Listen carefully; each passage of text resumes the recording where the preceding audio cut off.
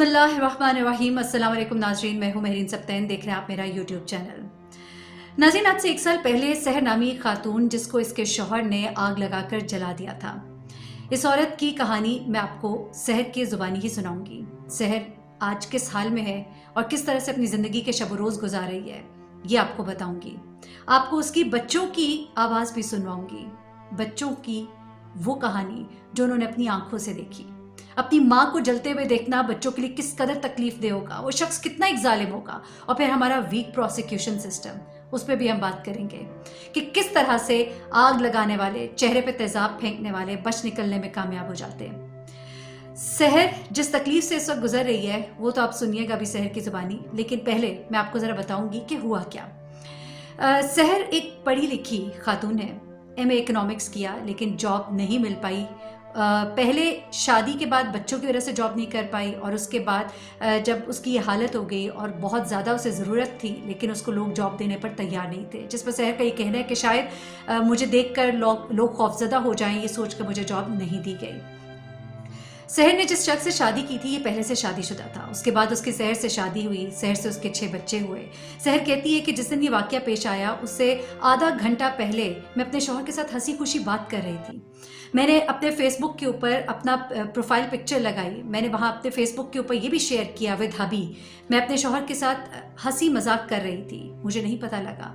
हाँ, कभी कभी तल कलामी हमारे घर में होती थी, मेरे शौहर के जो हालात थे घर के वो अच्छे नहीं थे, लेकिन उस दिन कुछ ऐसा नहीं था कि कुछ ऐसा होता कि वो मुझे आग लगा देता।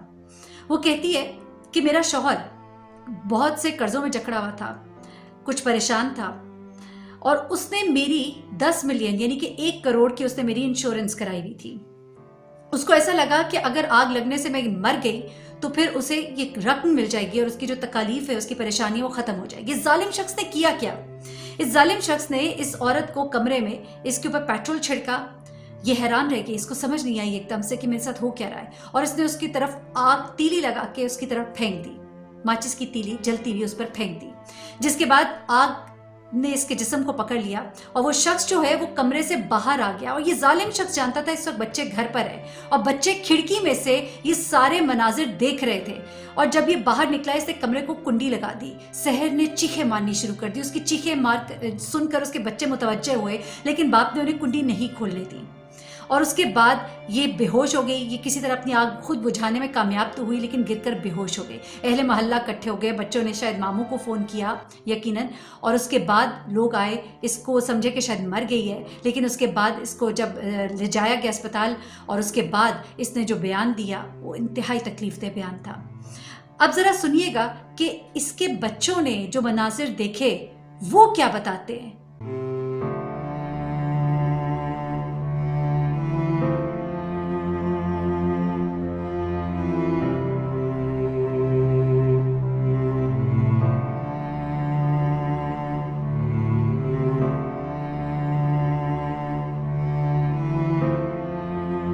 अंकल, जब हम गए पापा के हाथ में माचिस थी, हमने कहा दरवाजा खोलो, अभी आग ज्यादा नहीं पड़ी, मम्मा को हम ले आएंगे। नहीं, वो नहीं खोल रहे थे, कह रहे थे आगे आगे लगी है, घर में आग लग जाएगी। फिर काफी देर तक मम्मा अंदर पड़ी नहीं है, मम्मा ने शीशे भी तोड़े, लेकिन हम फिर सब पानी डालने लगे। हम लोग बाल्टियां भर के लाए, पाइप से पानी भी डाला, उससे आग और बढ़ गई। कमरे में सारे कपड़े पड़े थे। फिर हम साया आया, फिर मम्मा को निकाला, मम्मा जली हुई थी। मम्मा बार बार ये कह रही थी कि ना बाबा ने उनको जलाया, मेरे मियाँ ने मुझे जलाया, मेरे मियाँ ने मुझे जलाया।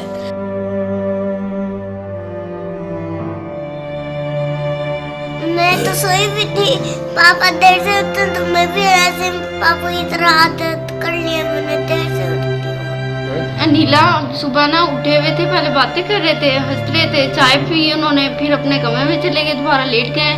तो उसके बाद उठ के 5-10 मिनट के बाद फिर उनकी चीखनों की आवाज़ें आई हैं। फिर चाचू बाहर आए हुए थे, उनके हाथ में माचिस भी थी। फिर दरवाज़ा खोलने की कोशिश कर रहे थे, दरवाज़ा नहीं खोलने दे रहे थे। फिर वो हम साए कहने लगे इनको खोलो खोलो, आग ज़्यादा बढ़ती बढ़ गई है। फिर सारी चीज़ें भी जल गई हैं। फिर उन्होंने पानी डाला, पानी से बढ़ती गई, फिर मिट्टी डाली उन्होंने ना, 7 वालों ने सारे उन्हें इकट्ठी करके।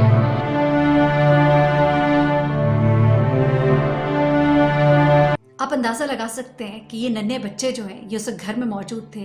इन्होंने माँ की चीखें सुनी, इन्होंने बाप से कहा, बाप ने इनको माँ तक जाने नहीं दिया। उसके बाद वो बच्ची जो एक भतीजी वो भी बता रही है सारा वाक़या।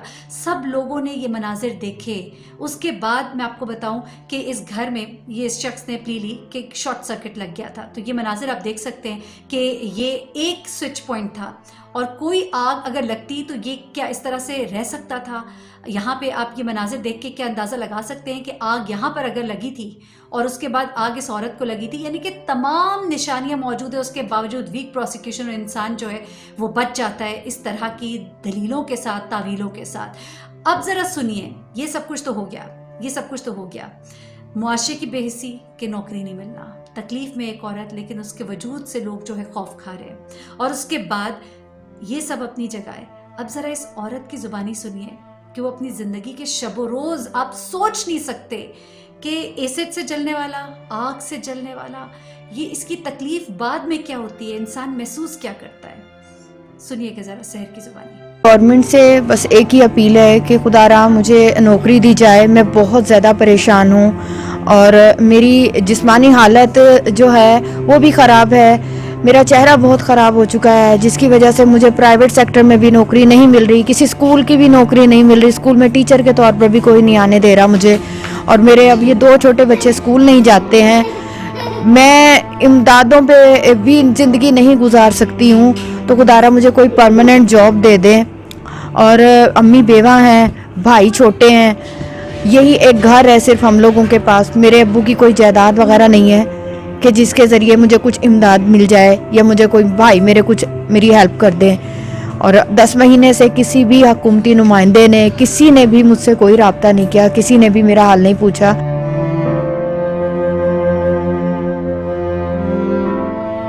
हालांकि ये चीज़ जब शुरू में थी तो मीडिया पे आई भी थी और उनकी तरफ से मुझे इतनी ज़्यादा परेशानियां हैं। उसका बेटा, उसके भाई और उसके रिश्तेदार गाहे बगाहे किसी ना किसी तरीके से मुझे परेशान करते हैं। मुझे इंक्वायरियों पे बुलाते हैं, कभी डीजी खां बुलाते हैं, कभी मुजफ्फरगढ़ बुलाते हैं। मैं डीपीओ के ऑफिस भी गई हूँ इस हालत में और मैं जली हुई हूँ। तो अल्लाह वाला मेरा जिस्म गर्मी नहीं बर्दाश्त करता। मैं गर्मी में ज़्यादा देर नहीं बैठ सकती हूँ, मैं सूरज की रोशनी में नहीं निकल सकती हूँ, मुझे आंखों से नज़र नहीं आता है सही। और अभी भी 2 सर्जरियाँ मेरी आंखों की हो चुकी हैं क्योंकि मेरी पलकें मेरी भौहों को चिपटी हुई थी। तो मेरी 5 महीने तक आंखें बंद नहीं हुई, जिसकी वजह से मेरी बिनाई ख़त्म हो रही थी। और फिर मैंने उसकी सर्जरी करवाई है, जिस पे जाके अब कुछ आंखें बंद होना शुरू हुई हैं, मगर अभी भी मुझे आंखों से सही नज़र नहीं आता। मैं तेज़ रोशनी में नहीं देख सकती हूँ।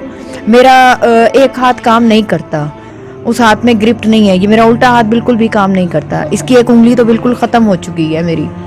और जिस्म का भी बहुत ही बुरा हाल है। मैं ज़्यादा देर एक ही साइड पे, एक ही करवट पे लेटी रहती हूँ। मैं ज़्यादा देर सीधी नहीं लेट सकती हूँ। खाते हुए मेरा मुंह नहीं खुलता है। मेरा एक साइड पे ये लेयर आने की वजह से बहुत दिक्कत होती है अंदर खाने में, पीने में, नहाने में, मुँह धोने में जलन होती है फेस के ऊपर। और बच्चों की जो हालत है वो आपके सामने है, बहुत ज़्यादा परेशानी है। और उन लोगों की तरफ से टोटल थ्रेड है, कोई भी ऐसी चीज़ नहीं है।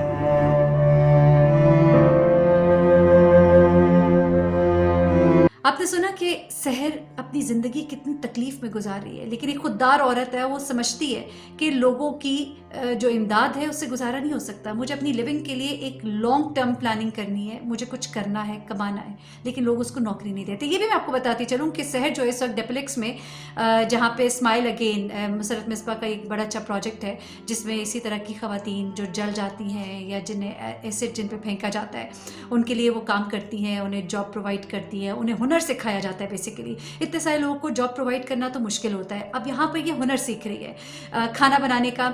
यहाँ पे एक शेफ़ है जो कि अपनी मतलब वॉलंटरली यहाँ पे इनको लड़कियों को सिखा रही हैं, क्योंकि इसने कहा कि मैं आग के सामने खड़ी नहीं हो सकती, मेरा जिस्म जो है वो हिद्दत बर्दाश्त नहीं कर सकता। लेकिन यही लड़की जो अब कुकिंग सीख रही है, इसे वहाँ से सिलाई मशीन दी गई है। ये जो पढ़ी लिखी MA इकोनॉमिक्स लड़की अब ये कपड़े सी कर बच्चों के लिए गुजारा करेगी। ये जो खातून है ये अब खाने बनाएगी। इन्हें वो खाने बनाने सिखाए जा रहे हैं कि जहाँ पे आग जो है उसके करीब इनको ज़्यादा ना जाना पड़े, इस तरह के टैक्टिक्स के शायद ये अपना कोई बिज़नेस सेटअप कर सके।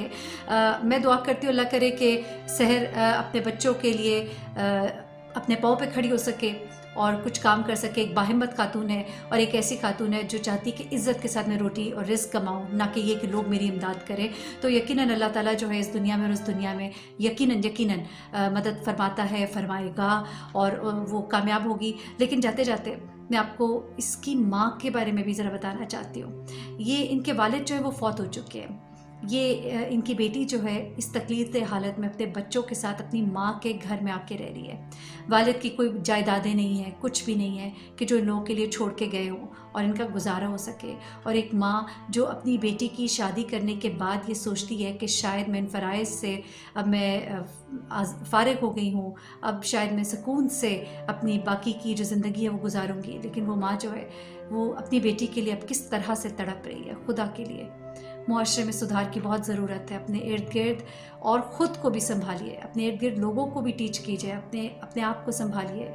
आपकी एक गलती से उस शख्स ने अपने लालच के लिए अपनी बीवी और अपने बच्चों को कहीं का नहीं छोड़ा। इस औरत की ज़िंदगी को क्या बना दिया ये आपने इस वीडियो में देखा जो अपने बारे में बता रही है। अब ज़रा जाते जाते इस माँ की कहानी भी सुनिए, माँ की दास्तान फरियाद सुनिए कि वो क्या कह रही है। उस शख्स की भी माँ होगी ना, और उसकी माँ अगर इतना दर्द रखे अपनी किसी औलाद के लिए तो ये शख्स शायद वहाँ तो तड़पेगा, लेकिन इस औरत के लिए नहीं तड़पा क्योंकि ये औरत किसी और की औलाद थी। लेकिन मैं हैरान हूँ कि इसको अपनी औलाद का भी ख्याल नहीं आया। ये कितना बड़ा दरिंदा और भेड़िया होगा।